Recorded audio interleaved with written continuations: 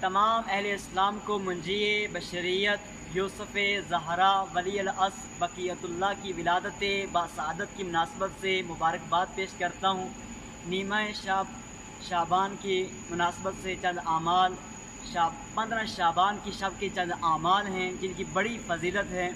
اس رات وہ رات ہے کہ روایت میں ملتا ہے کہ اس رات شب بیداری کرنا 10 مقبول عمروں کا ثواب ہے۔ یہ وہ رات ہے کہ جس رات کے لیے اللہ رب نے اپنی ذات کی قسم کھائی ہے کہ اگر کوئی سائل اس رات سوال کرے تو تمہیں خالی ہاتھ نہیں لوٹاؤں گا۔